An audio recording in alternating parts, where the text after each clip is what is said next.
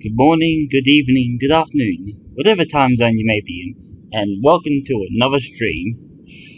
Today I thought we'd play something, well, it's not different, but I thought we'd play something else because there's a lot of time I've either played a lot of things like either something like Dawn of Man or Oriental Empire.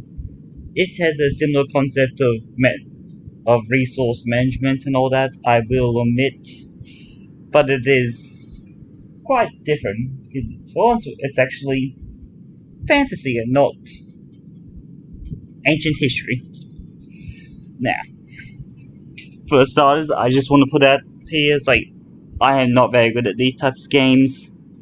Those that have watched my past live streams generally know that I'm not exactly efficient. Well, I could be more efficient, but what I choose is more for fun or roleplay purposes, so I'm sure a lot of you people are gonna scream at me and probably go call me an idiot or something. Like, that's fine if you don't think that way, because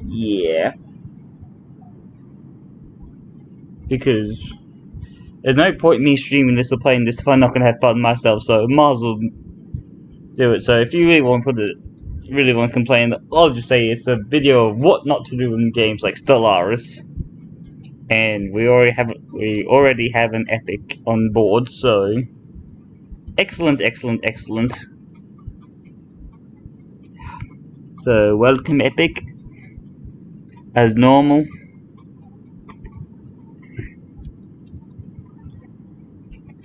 So anyway, I'm sure you're all sick of me just constantly rambling on, so let's get started on the game. Hopefully all this works quite well. Okay.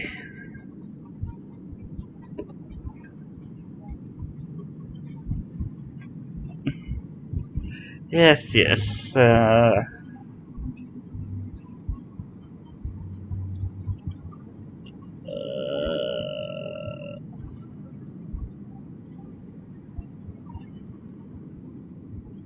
Okay.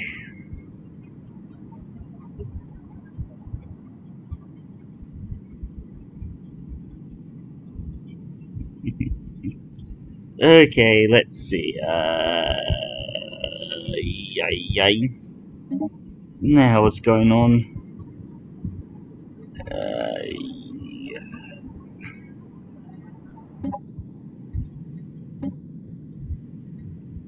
Must restart the game.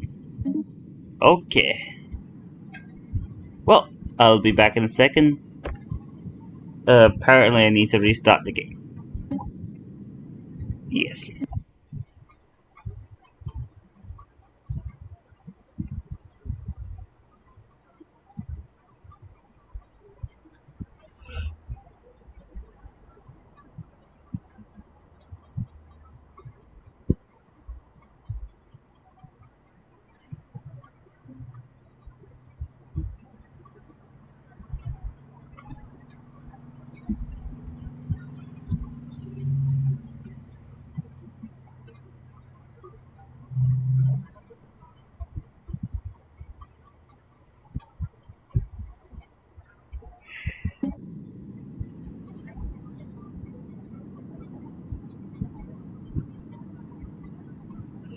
Okay. Now, I'm sure a lot of you will. Yes, Epic. I put that up because I needed to get out of the game and reset it because my little chat wasn't working on my screen, so I had to fix that first. It wasn't working, so you should be. Just give it a second. You should be able to see my screen any second, taking into account the buffering.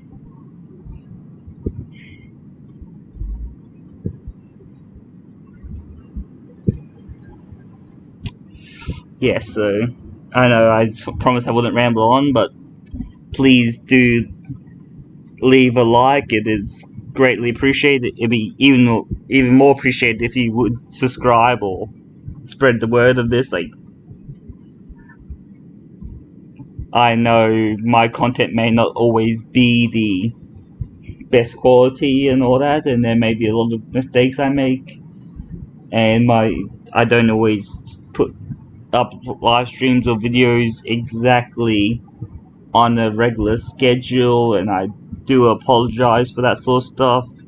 And I am thankful to all those people that have decided to stick around and watch my streams, whether it's like they're watching the live stream itself or just watching it after I've already finished streaming. So thank you to those people like Epic, Blitz, Fumo, Smedley,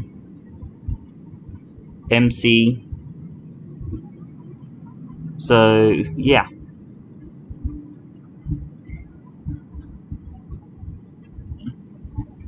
Thank you all for like your continued support of helping me, particularly Blitz and Epic, helping me set up my stream so the damn thing actually works.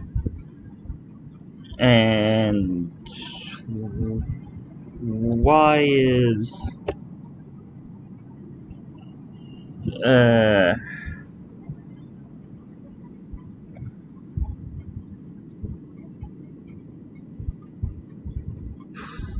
oh god, now what's going on, question? One moment, folks, because it seems, despite my best efforts, all you guys can see is still the thumbnail, so please bear with me 1 second. I don't know what's going on. It's not playing cricket. Is it... Have I done something wrong?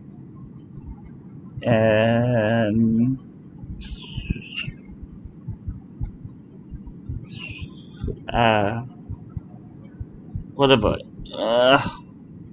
what have I done? What have I done? What have I done? What have I done?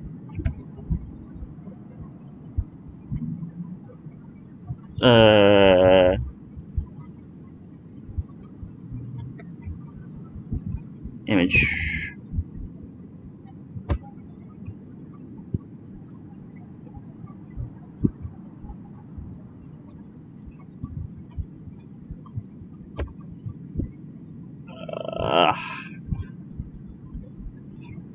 Well,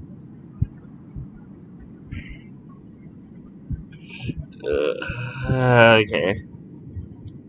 It's not a permanent fix. I'll have to try and give it a more permanent fix later. But I don't know. I'll ask Epic once I finish streaming. He might know what's going on, because the thumbnail or the little picture thing isn't disappearing like it was meant to. Like, I was pressed, so I don't know. I might recheck my hotkeys, actually see if hotkeys are still working or something. Not sure. It's a temporary success, Epic. I just hit the little crossed out the eyeball on my little thumbnail, the little screen thing, so you should now be able to see the game. Don't know what's going on. I'll have to check my key bindings. So yes, but anyway, I think I've wasted enough time.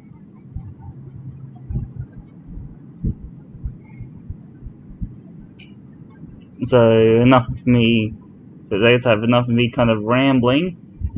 Let us get on to the game now, because this is kind of, I'm still very new to learning the game mechanics. I am gonna choose one of these now. From what I understand, by choosing one of these on the side screen and all that, these are pretty much the preset ones, so all the traits which are these things, like these are traits like adaptive, 10% habitability, nomadic, pop growth plus 15, resettlement cost minus 25%, wasteful. Now, I'll explain more later once I get to it, but all the other things, even anything like what are these? Civics? These ones that I'm hovering my mouse over now, all those are all preset, as well as I don't know what they're called. Give me a sec. I will choose one of them, but go to new. Yes, I just can't remember what they're called. Let's just, I don't know, go humanoid. I'll do. Okay,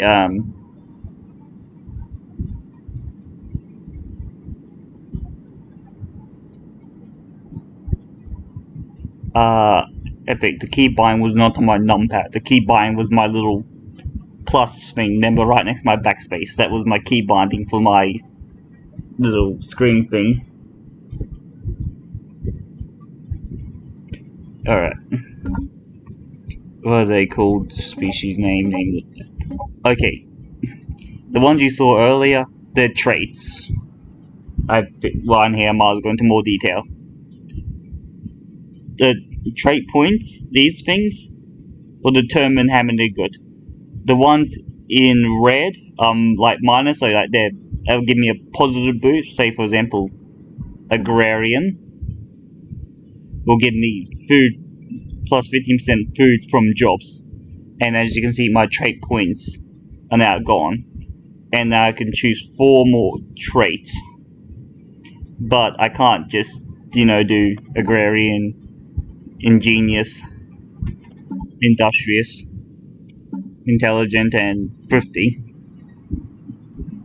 See, now minus 8 points. It won't let me do that. It needs to be in the positive. I need to have at least 1 trait point positive. So I need to balance out my positives, my negatives. So I don't know for sure if this is if I want to go really heavy into science, not worry too much about, say, minerals. I could choose all the sciencey ones that give me, like this one, but then I could go to, I don't know, something like slow breeders, choose that one. That way it balances it out, but the effects aren't gonna really affect me that much. So just as a basic overview, as time goes by and I actually kind of learn, I will actually point out which types of, depending on, I assume, which species you choose, they're gonna have their own individual traits anyway. So humans will probably be rapid breeders, so slow breeders probably won't affect them too much. Now, here we go. The one I was, and then now onto the civics and all that. The ones I was showing you, the civics, the ones that are preset, these basically are those. These are the civics options. Now, I can pick 2 civics. Now, as you can see, some of them are grayed out. The reason why they're grayed out is because I don't actually meet the conditions.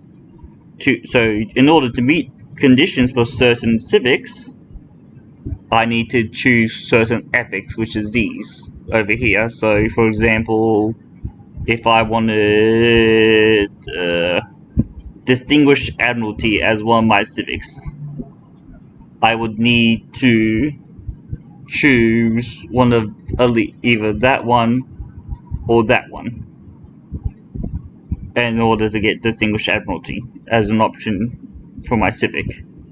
Now, but I only have 3 ethic points to choose. Any of these green ones cost 1 ethics point. and the orange ones cost 2 ethics points. So basically, I can either have 3 of these, or 1 of these, and 1 of these. And there's this one in the middle. Now, I am not too sure of this one as of yet, but I do believe how since this one and this one are grayed out, I do requires Gestalt consciousness ethic, and so basically I choose this one. This takes 3 ethics points, but then I can choose to be a machine intelligence or hive mind. Now, I don't know too much about that sort of stuff. Later on, as I learn more, like once I run through it a fair bit and learn all the game mechanics, I might dabble in this a bit more. Or I'm sure those people that are watching this video, I'm sure many of you have already probably at least seen some videos on stellaris and probably kind of know what I'm talking about anyway. Hopefully. Well, but those are a bit of a in-depth view of those and all that. Just for those people that don't know what I'm talking about, what I was mentioning, like the ethics, the civics and all that. And the rest of the stuff is pretty appearance, self-explanatory, species names, self-explanatory. The name list basically is when you choose like random names for like ships or governors or rulers and all that, which is it can be put into name and class. These are basically, say for example, some human I can choose. These are the examples of lead names that could come up randomly, examples of ship names, planet names, or fleet names. These are just, if I choose to randomize, I can actually pick my own if I so choose, but if I go to humanoid 2, I have a completely different set of random ones names that could randomly appear. Same thing with humanoid 3 and 4. So each one of these has their own set of random names for leaders, ships, planets, and fleets. Alright, traits, species name, like I said, pretty self-explanatory. Now, appearance. This one doesn't matter, well, basically anyone in, I'm not actually sure about with the humanoids whether each one has like slightly different traits, but from what I can understand, all the humanoids all have the same traits, like, so if they, I don't know exactly if they have specialized traits. For example, like I said before, humans, I assume they might have their own specialized trait as rapid breeders. Like, even though it doesn't show up as a trait option, I assume because I'm humanoid, I'll have my population will grow faster. I'm not actually sure about that, so feel free to correct me in the comments if I'm wrong. Machine. I'm pretty sure the only thing that would determine change your empire is pretty much, although like this is maybe a bit off topic, but I think the only way to make a different empire is basically actually choose one of these. So it doesn't matter if I just, I don't know, go mammalian as an example. It doesn't matter which one I choose, they're all going to be exactly the same. This is just the appearance of said mammalian, but same thing goes for the rest of these. That this choosing which kind of base species you choose will determine it, but as for the appearance, that's just cosmetic, really. Okay. Name and class. Okay, this one is pretty self-explanatory. You can randomize your home world name at that, or you can actually choose, like, type in and choose one. Starting solar system. I don't actually. I assume that if it's based off cluster systems,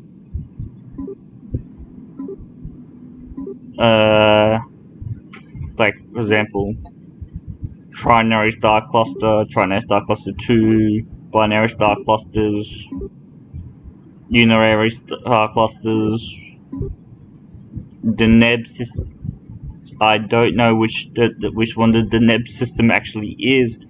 I assume it's a particular system that has certain things in it that I'm not sure, but considering it's like, I'm not sure how large the system is, but this particular system might have certain resources that you won't really find anywhere else within the galaxy, or starting resources anyway.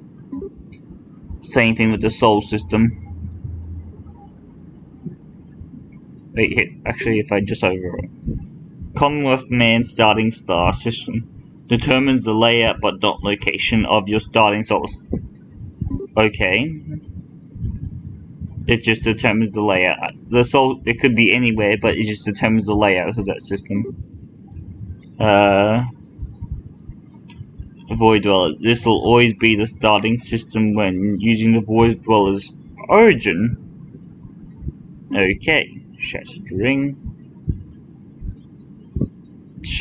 Okay. So. Okay. Which leads me on to kind of the next kind of important one. And that is. Now. Well. I could be completely wrong about this, but this one is probably one of your most important things to pay attention to. It's your origins. And your origins will determine basically pretty much your entire playstyle. Basically will be determined by what type of origin you really have. For example, prosperous unification. Now, as you can see here, each origin will have a set of effects, positive or negative, that will alter what type of playstyle. So, if you use prosperous unification as your origin, its set effects are you start the game with additional 4 population and with an additional 2 districts. So if you want a good strong early start, that is the one you probably want to go for. You start with additional population, which in early game, when trying to get things set up, such as harvesting minerals and all that, an extra 4 population is going to be really helpful, I figured. Or now, if I hover over this one, you can see I can't actually choose this one because the requirements down there, I don't meet the requirements. So, to put it simply, in order to choose certain origins, I had to meet requirements such as having a certain species or certain class or having certain civics and ethics.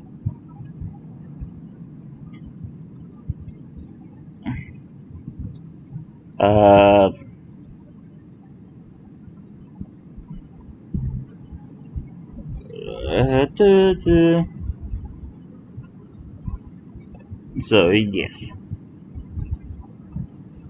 Well, I don't know exactly which one is the best one to choose. I assume they all have their pros and cons.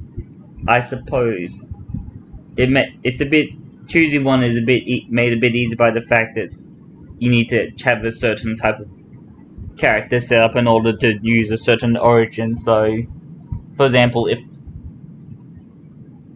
if I went purely machine and all that, I can't actually use life seeded, which basically gives you Gaia worlds. Now, I'll explain more about Gaia worlds later when I come across one, but basically, Gaia worlds are like the pinnacle of a planet. Like, if you have a bunch of planets, like, and all that, you'd hope that they're kind of Gaia world because they give you additional bonuses on top of everything else. So, as an example, if you have a planet, say Planet A is a Gaia world and Planet B is a regular world. Planet B gives you, say, 15 minerals, 15 food, 15 energy per month. Just as an example, I don't know, this may not be accurate. A Gaia world, on the other hand, will give you the same thing. Plus, it'll have a special effect that, say, I don't know, special effect might be agrarian or something, or something to do with plants. So instead of getting 15 food a month, due to the bonus, you might be actually making 20 food a month, or something like that. I don't know, like, Gaia was a fair bit more powerful than what I've made them out to what I'm saying, but I'm just using that as an example. It will come with additional effects and bonuses. So, if you come across a Gaia world that's uninhabited or unclaimed, even if the habitability isn't the best, I would take it, because from what I understand, you can research better habitability and adaptability, which are basically the same thing, to make it more habitable. So, yeah. However, in saying that, there's one thing to be careful of. Depending on which AI empires pop up in the game, if there's an unclaimed Gaia world, actually check, because if it says Holy World, like, if the Gaia world is like classed, if it's called a Holy World, like, it's a Gaia world, but if you click on it, it says this is a Holy World, don't take it, okay? That's just word of warning. And or if you do plan on taking it, make sure you have a pretty decent fleet size built up, because those holy worlds, even though it's not claimed, belongs to another AI empire. Most likely one that's either a fallen empire or a reawakened empire, both of which are extremely dangerous, particularly in the early game. Depending on how efficiently you can play it, it'll take anywhere between mid to late game before you have the strength to actually take on a fallen empire.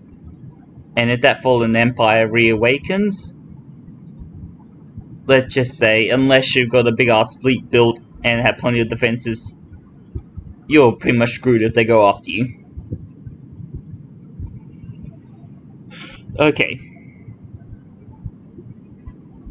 That is the basics. Like, I will explain more as they get into the game and, like, show you things like fleets and all that sort of stuff. I'll explain more about them when I actually get into the game, because basically I've explained the basics of, well, at least to an in-depth enough of all this sort of stuff. I think of your species, your name and class, city, appearance, origin, governments and ethics. Advisor voice, it doesn't really matter. If you have, like, most people will do it based on the government, so if they're play as a pacifist thing, they might want to use the pacifist module failing. Your breathing is so loud. It's driving me insane. Then Initiating count to 10 protocol. 1, 2, 3. Not working. Reboot. Reboot. Okay. Okay. Well, I didn't expect it to be that long. But you could really choose any voice you want, and it won't affect the gameplay. The only thing it does is just the visor voice just pops up with that, so any notifications pop up will be using that type of voice. So not really. That's more personal preference. That's not, like I said, it doesn't really affect gameplay. Same thing with your flag. It's doesn't really. It's like choosing a certain style of flag is not going to have any negative or positive effect. It's entirely up to personal preference. And that is the same thing as your ship appearance. Like every one of these types of ships, like base stat for base stat is exactly the same. There's no advantage. There's no disadvantage.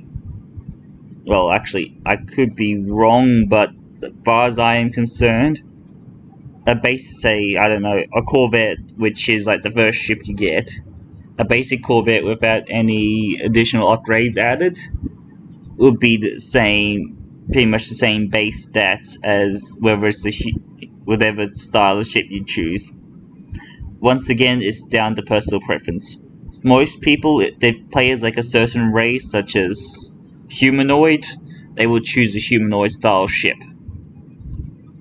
Or if they choose mammalian, they will choose a mammalian style ship.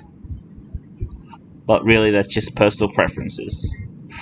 Ruler, once again, pretty self-explanatory. Choose type, name the ruler title, air title. Now, this is once again personal preference. It doesn't matter if you, depending which one you choose. If you choose male, all your rulers basically will be male. There won't be a female. At least I'm pretty sure there won't be. However, if you choose female, all your rulers will be female. Now, I'll explain a bit later, but governors and other leader classes aren't to be confused with rulers. They're different. Rulers basically they give you passive effects, but you can't actually put them into any slots or use them in any way. They just give you a passive effect depending on which ruler it is. Now, notice how some of these are grayed out. They're grayed out because you can't use them. For example, I can choose things like the color variant one works, or the room. Now, all these are the ones. It won't provide any positive or negative effects to gameplay. Ah, crap. Sorry. Yeah, this won't provide any positive or negative effects. This is purely down to personal preference. I've missed something. Homeworld. Pretty city experience. Once again, this is purely based on your own personal preference. Name, class. Okay. This one is fairly important, so I'm probably. Now, there's obviously a dry, wet, and frozen. Now, depending on which one you choose, will determine what type of habitability you have. And so, for example, if you chose, I don't know, which one is this one? Tropical world, as an example, your species will thrive the best on other tropical worlds. Now, basically, due to it's also a wet world, your species will also do fairly well on any other wet worlds, which would be like continental worlds or ocean worlds. They'll do fairly well. They won't do as good as they would on a continental. However, if you take that species of yours and put them on a desert world, while it is manageable, there'll be a lot of negative effects.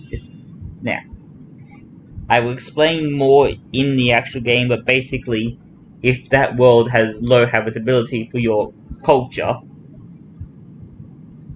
basically your pops or population on that planet will use more resources and probably produce less. So, unless it's a particularly good world, even if it's not the most habitable, it's a particularly good world that you want to take before an AI gets it, then do so, but just be careful. It's like worlds, getting them set up properly can be challenging in order to balance like resources and all that. And this is something else that also, like, I'll probably explain more of it later on if need be, but certain worlds also come with little bonuses. Now, when you click on a world, it'll show if it has any bonuses. For example, this desert world might have like a particular bonus, like increased mineral production or something. So basically, using a similar example before, like Planet A is a desert world and Planet B is a wet world.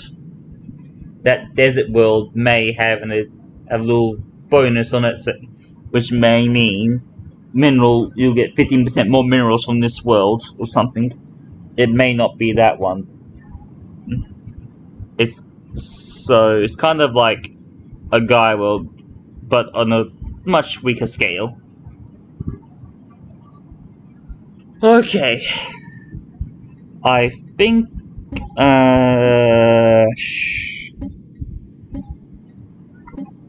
that about basically covers. Oh, I suppose I should talk about the authority a bit.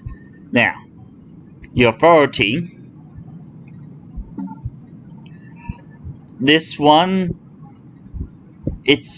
won't determine your entire playstyle, but it does play a part. Most of them are kind of the same, like Imperial, like these three. Oh, these two are kind of the same. Like Imperial and Dictatorial, basically really the same. Both give you either capacity plus 1. I'm not even gonna try to pronounce that. The edict cost is 20% less. Democratic edict cost is 20% less. Hive Mind. This is population is increased by 25%. Empire's sprawl penalty is minus 25%. Machine intelligence, extra pops when establishing colony plus 1, mining station output plus 10, Empire sprawl penalty plus 100%, pop growth reduction 50%. And then we have corporate, which hold action. Empire modifier administrative capacity plus 20, Empire sprawl. So each one of these has positives and negatives. Obviously, the ones that have negatives, and this is a more balanced game. Obviously, the ones that have negatives, obviously have more powerful set of positives to try and make it a bit more even. So, covered that. I covered that. I've covered that. Covered that. Now, this biography thing, I assume if you wanted to, you could probably write a bit of a backstory on things like, once again, entirely up to you, not needed. Okay. I think I've been rambling on enough. But I've kind of explained everything that needed to, so hopefully, like, if you have any questions, like, leave a comment and I'll get to answering them and all that. If you require more in-depth explanation, but as we play the game and we get to other things, I will provide a more in-depth explanation, such as things like ships and all, like I said before, once we get to it, so I can actually show you, so it makes it easier to understand rather than me try to explain it, because my explanations may not be the best. Okay. Anyway, let's get on to let's just do a human. Okay. Like I said, as you can see, these ones are all like a preset thing, so basically, this is any of these ones over here. If you're just starting the game and you don't exactly know what you're doing, it's recommended that you start as one of these. And as of course, depending on what you're choosing, it will determine your playstyle. I'm pretty sure each one of these, no matter which one you choose,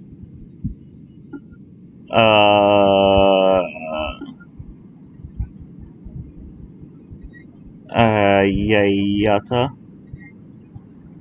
I'm actually not as sure, but I'm pretty sure each one of these, no matter which one you choose, when you start the game, you'll have an option of choosing to play through a tutorial. It will kind of show you where things are, or if you click on something, it'll explain what it does. So anyway, with all that out of the way, let's get started. Okay. Now, this one. I will give I'm not gonna give too much of an explanation because it's all pretty self-explanatory. And this one's like, this is your galaxy size, so basically if you want a large one. Now, the stars, I'm pretty sure the stars is not each individual planet. Now, there is, I would probably call them, like, one star could have like 2 or 3 planets within that star. It's basically like it's like a solar system, so each star is technically like a little solar system. Now, the galaxy shape, pretty self-explanatory. AI Empire, this will determine how many AI Empires are on the map.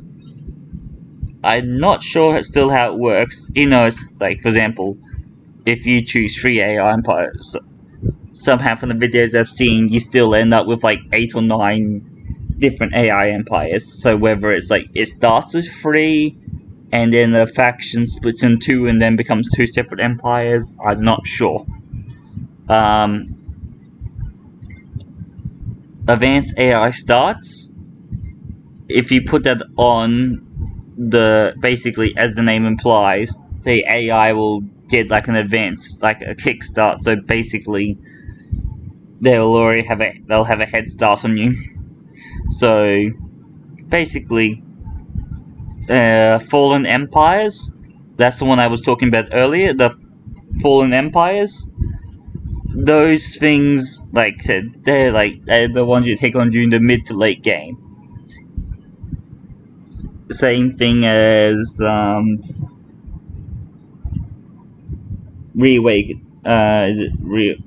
Full Empire. When they wake up, basically, from what I've read and understand, basically they spawn a big ass, very powerful fleet. And even if they have roughly the same ships as you, the level of tech the ships use is often outclassed as anything you can available. So, basic idea is if you want the best tech, like the best shield, the best armor, the best weapons, you have to play with have Fallen Empires in there. Now, with Fallen Empires, if one Fallen Empire reawakens and all that, there's a very, depending on what type of civics and what their ethics are, there's a very good chance it will cause at least one other Fallen Empire to also awake. So if you have one Fallen Empire that's I don't know, a pacifist or something, has pacifist peaceful ethics, there's a very good chance that if a Fallen Empire that has militaristic ethics will also reawaken, and they will often fight each other, and as well as try to gather allies amongst the other systems to try and gain an advantage. Now, it's ultimately up to kind of depends on the situation. If I would try to avoid either empires, like if they want to go and fight each other, like and drag other systems, like let them try and go ahead and weaken each other, and then as they battle each other and their ships get destroyed, try and go in and see if you can salvage their past ships to unlock the tech. But if you really have no choice, it's either join one of them or be destroyed, then I guess that's that, but all depends. Now, Marauder Empires. These ones are a bit of a hit and miss. Sometimes having a Marauder Empire can be the world's best thing, other times it can be the world's biggest curse. Because, from what I understand, Marauder Empires have a certain, I wouldn't call it a quest chain, but a certain event that could pop up where basically a certain leader will arrive and bring all the marauders within that little section together, and they will amass a huge fleet, and they can be quite a nuisance to deal with if you're not prepared for it. But once that leader passes away or is killed off, well, there's a chance that his son will take over and continue his work or something, but if a new leader pops up, there's a good chance that leader the Mora Empire will go back to what it was before, where they're more worried about consolidating what territory they have rather than taking more territory. Okay. Tech tradition costs, basically increasing that will make things cost more. Habitable worlds, basically how many habitable worlds there will be. Generally, that's how many per system, I believe. It doesn't mean 5 habitable worlds per system, it just means 5. It just means there's generally up to 5 times as many habitable worlds. Now, primitive civilizations. Basically, any civilization that have yet to master any form of spaceflight is a primitive civilization. Now, depending on your playstyle, it'll determine the best one. If you're the type of playstyle that will, like I don't know, hive mind or something where you need a population to sustain yourself, you would go take over the primitive world and use those populations as a food source for yourselves to grow and expand. All depends on what type of playstyle you want to do, or you may just choose to wipe out those primitives or the civilization altogether and just colonize the world yourself. Ultimately up to you. Now, the crises. Now, there's different crises for starters, and depending on how you play the game will determine what type of crises you end up with at the end. I don't know the conditions of each crisis off by heart, I'm sorry. But basically, the crises, let's see what it has to do with this one. Well, there's crises, well, that will determine the strength of crises, but basically, the crises, this is the end game start year. The crises will spawn, will be start spawning in, or be more likely to spawn in once it goes past this state that is set. Like, the end game start year is 3000. So basically after this is the chance that crises will spawn. The chance that crises will spawn beforehand, but not too much. So the further along that goes, the more chance that crises will spawn. Ay, yata. Okay, victory year. Basically, it'll set you can set a year, and if you want to play a shorter game, if you don't want total domination of the galaxy, but like if you want to be the most economically successful or something, you can set an end year, a victory year, and once it reaches that year, basically the year whoever has the most resources, the biggest army, and will all be, I think it's all being cast into a point system. Basically, if the more ships you have, the more resources you have, or your resource production, whatever else is how it determines it. That's basically who the victor of the game will be. Difficulty, that's just difficulty level. Obviously, the higher you go up, the harder it's going to get. Scaling difficulty. When this is enabled, any AI bonuses from the AI difficulty setting scale up over time, starting at 0 and reaching max. So basically, it increases the difficulty the further you progress along the game. So if it might start at cadet, but as time progresses, the difficulty might actually scale up. AI aggressiveness. Pretty self-explanatory. Will determine how aggressive the AI is. Empire placement. Pretty self-explanatory, where empire determine where AI is placed. Now, advanced neighbors. Similar to the advanced AI start, basically this means that the AI will start with a shit ton of bonuses and all that. Hyperlane density. Basically, I don't exactly understand what the hyperlane is yet, and I don't understand what the gateways are, but I assume this makes them more likely to appear. Wormhole pairs. I assume a wormhole, basically, if there's a wormhole one side of the galaxy and the other half of it is like on the other side, you can travel across the galaxy very quickly, I think. Habitable worlds. This one is just basically guarantees how many habitable worlds you'll get that are nearby. Caverniers.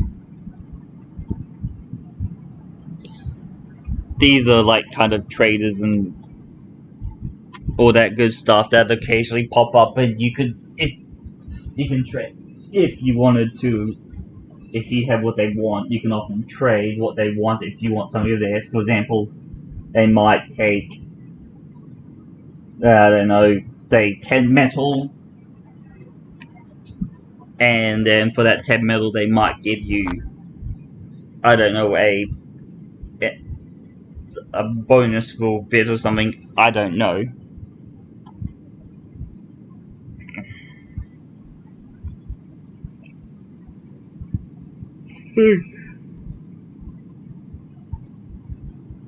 Xeno compatibility. Enable disable Xeno compatibility ascension perk as an option for him. I don't know what that means. And Iron Man mode. Basically, as the description says, in Iron Man mode, console cheats are disabled and the game is automatically saved regularly to a single file.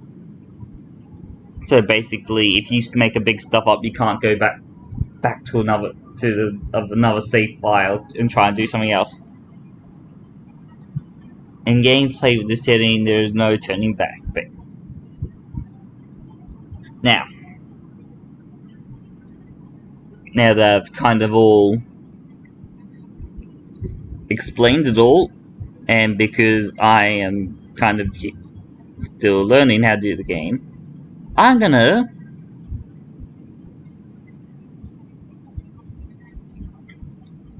I will keep Marauder Empires on. I don't really want to, but I will do that so I can kind of show you what their little event thing that pops up. Primitive Civilization. Crisis Strength. I will turn that down to 2.5. Add that as late as possible. Victory off. Cadet. I'll leave you off. AI aggressiveness. Low placement. Advanced neighbors. Alright. That way if I do it this way, it should show you all the basic features. Okay. Oh shit. Okay. Now, I think now that I've explained everything, we should finally be able to get into a game.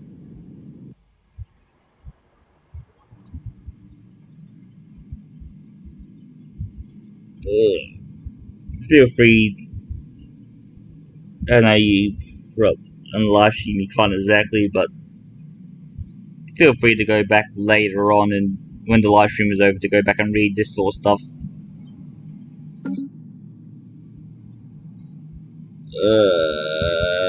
Okay.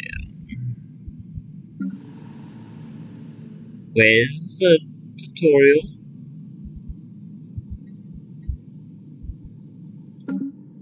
Where's the tutorial? Why is there no tutorial? This is okay. I guess.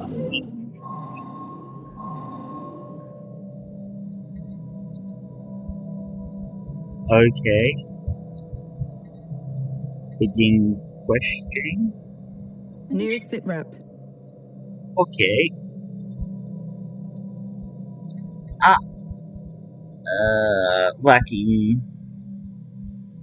We're lacking 60 minutes. Okay, I'll come back to that in a sec. So this is research. We have 3 types of research: physics, society, and engineering. I don't know.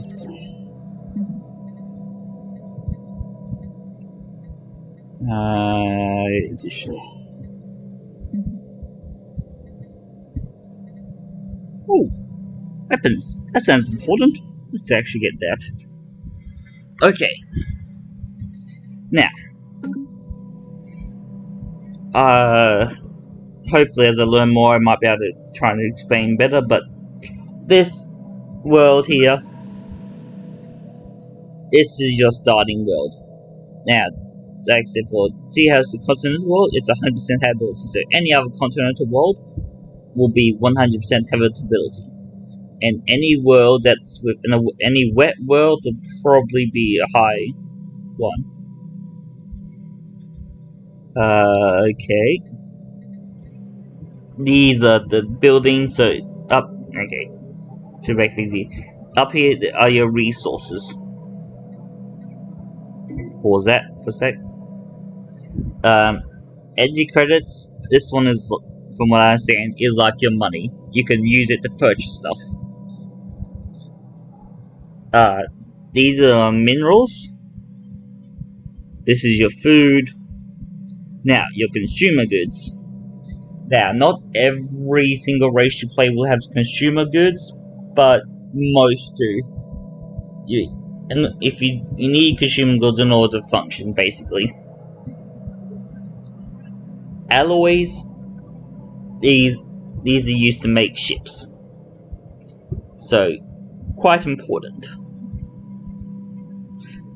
this is your influence. Influence, I believe, each time if you want to claim a new system, it costs influence. You can also later down the line, once I understand the game better, you can probably use influence for other stuff, I'm not sure. Unity. I don't exactly understand that yet.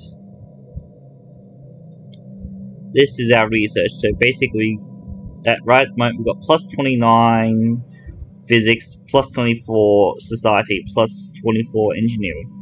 I assume the higher that they are, the quicker I research stuff.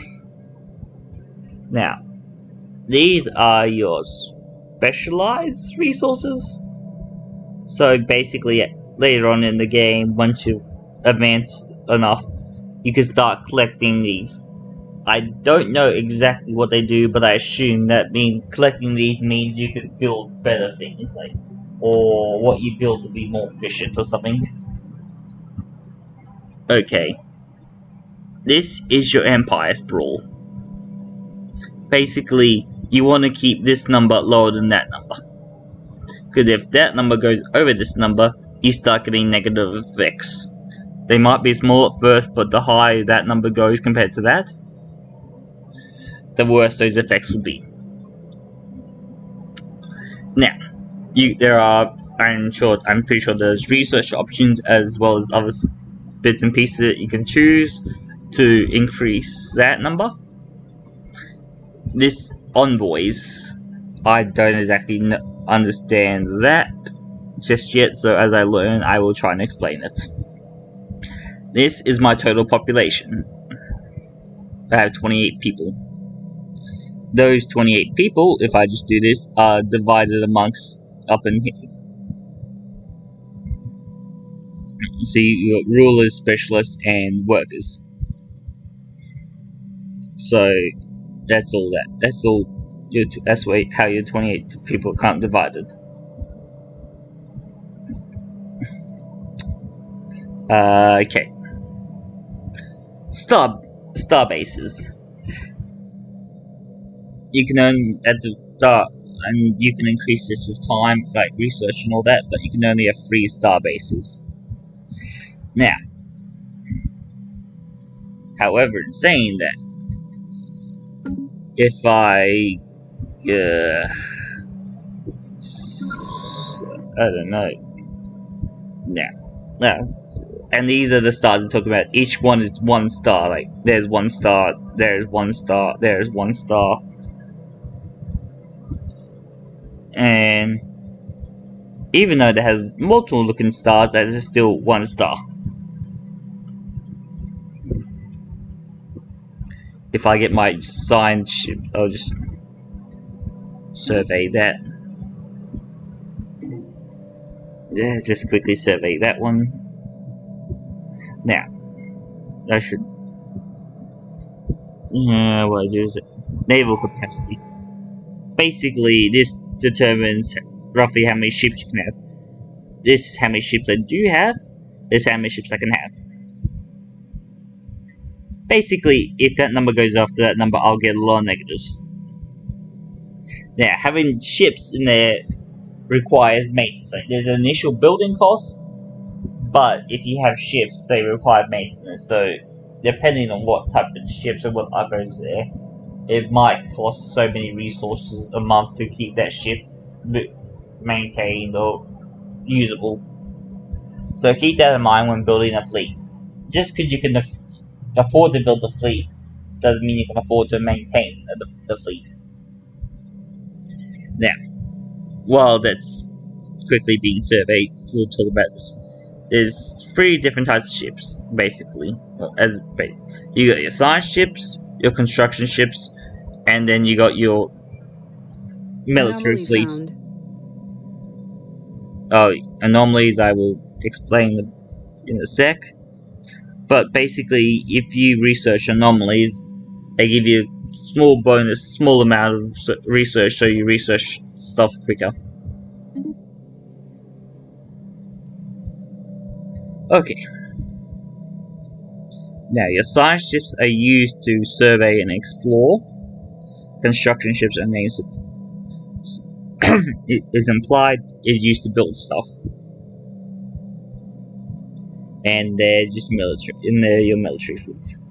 Now, your shipyards. Now, that's a station, but however, once it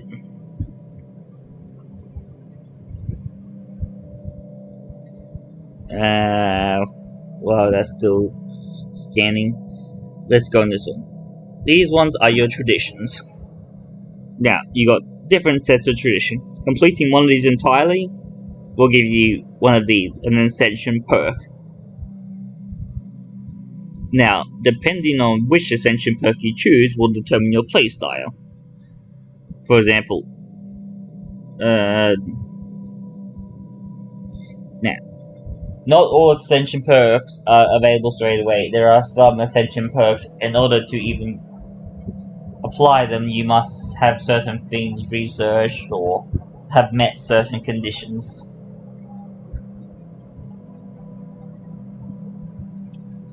Now, I'm gonna start, I don't know, prosperity.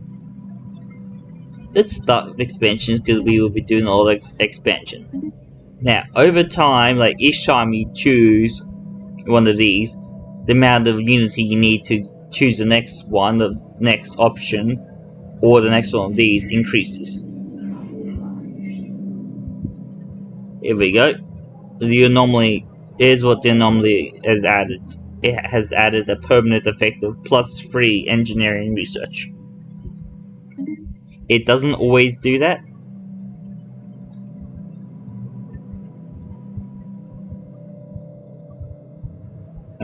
If it will, there we go.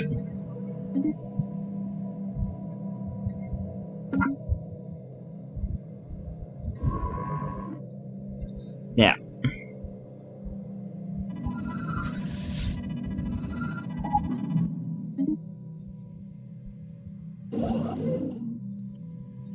there.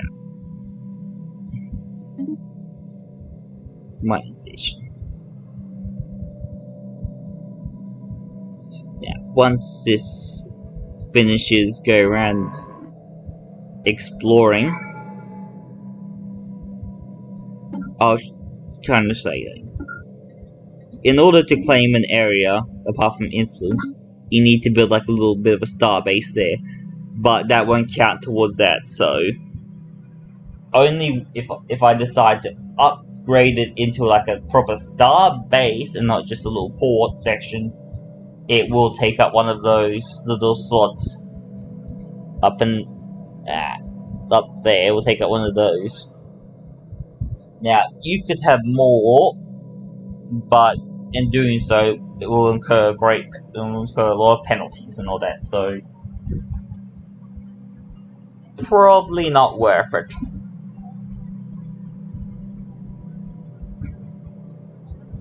Now, as far as construction ships, in certain areas of it has to be within your territory, you can build certain things. As you saw, I can build mines. Now, depending on what resources are in that area, building mines will grant you those resources. For example, if you know those resources might be minerals, energy, or something like that, or ended up in such as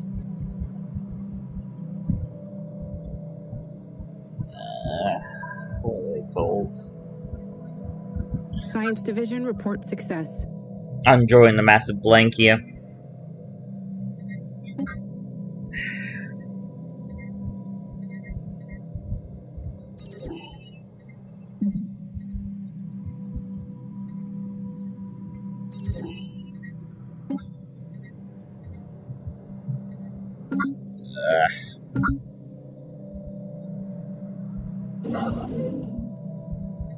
Research stations.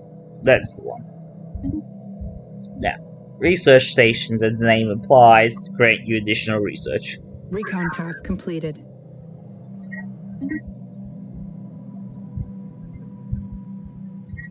Now, we need... Okay, the outpost is the first level, and won't count toward that once it's kind of...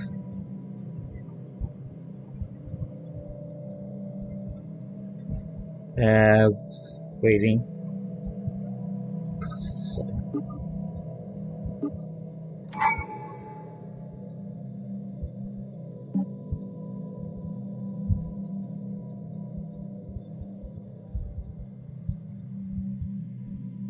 Now,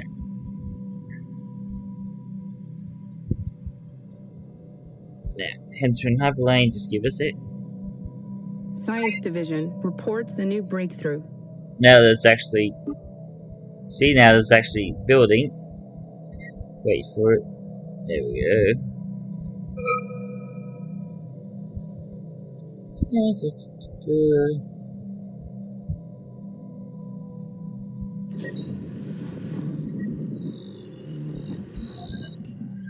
New sitrep.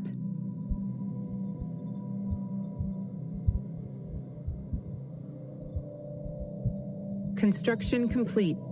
See, now that I built my outpost, I pretty much have expanded my empire and my territory. And it hasn't taken up one of those. And now that I've done that, I can build stuff like research station here.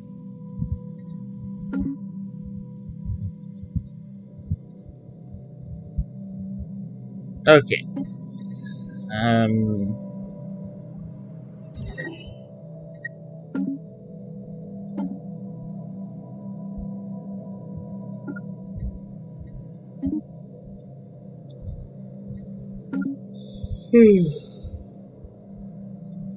Okay.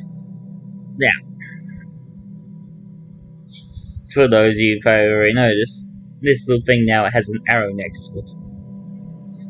Basically, that means I can upgrade the ships in this fleet. So, once I've researched a lot of things, I can Construction complete. use that to Science Division reports success. upgrade my ship. Whatever upgrades you get are kind of random, but they are influenced by things like Science Division reports a new breakthrough. Science Division reports a new breakthrough. It depends on your individual race and traits and all that. Is what will determine what order you kind of get them in, although it is mostly random.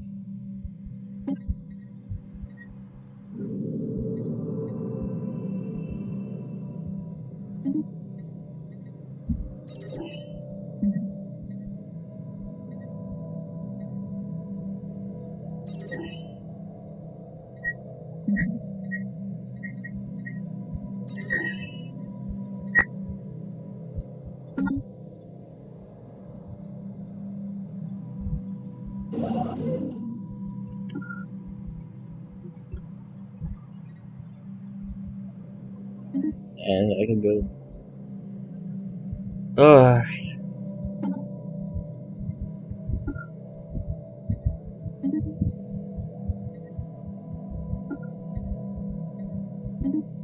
Okay, now that this is fully completed, as I said, then I can get an ascension point. Now,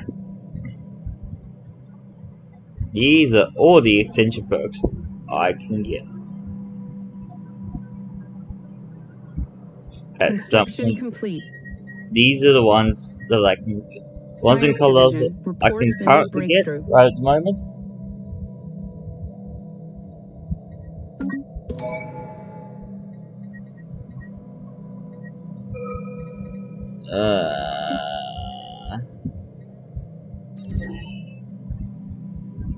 Science Division reports a new breakthrough. Yeah.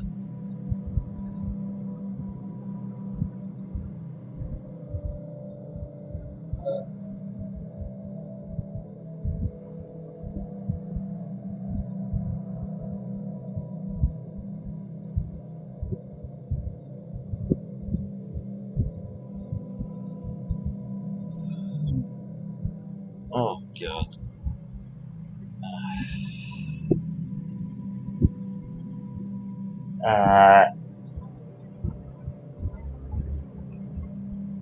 I know you're kind of all. I won't say you're all looking forward to this, but I might have to cut the stream short. Science Division reports success. Because I'm developing a headache, so I'm very sorry. I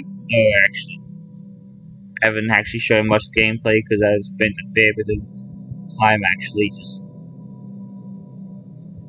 talking.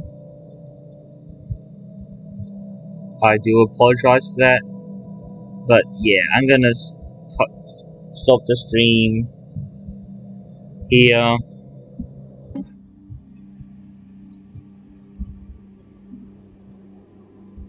Yes, I will resume where I left off, and I will continue streaming. I'll make sure it's like a 4-hour stream or something. So you'll still get Science Division report success. a full stream and all that. But I'm just developing a bit of a break. Also, I don't know why. I just say it now. But before I go, just quickly, science ships have different options. There's like surveying system, researching anomaly, fleet stance, assist research, automatic exploration, and experimental subspace navigation. Basically, most of these are the types of things the ship can do. However, generally just right-clicking where it needs to go, basically the ship would automatically decide which one is the best option.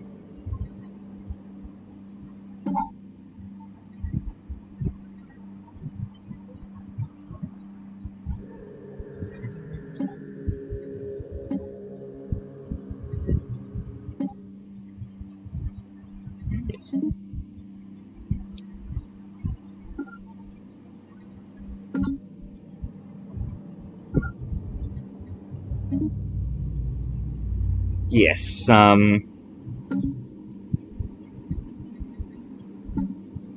Science Division report success.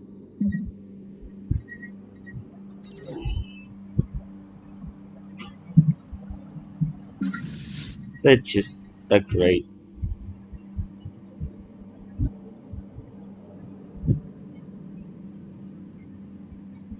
Science Division reports a new breakthrough.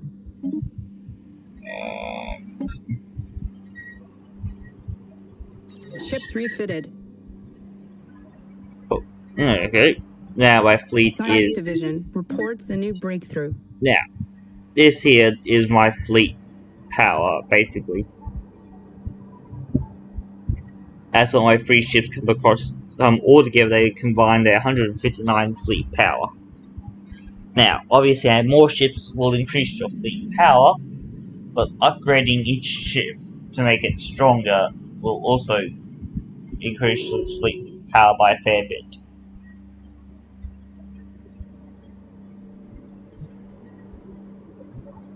Oh, order.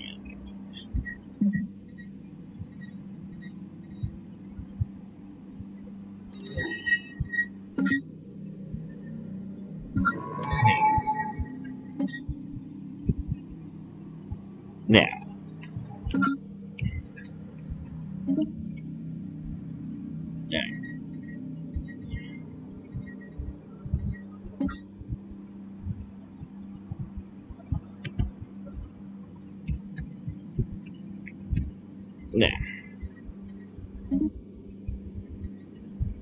so yeah, my headache is kind of going worse. I was hoping it might have just gone away, but it's just getting worse. So I will be back a bit later and make another stream to continue where I left off. So if you have any comments, suggestions, advice, lore, whatever the case is, please go kind of post it, because I kind of need any particular suggestions.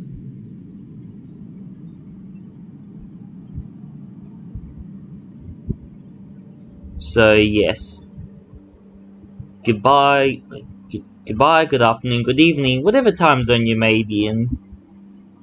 This is your friendly neighborhood gamer, sign off, and I shall see you all in the next stream.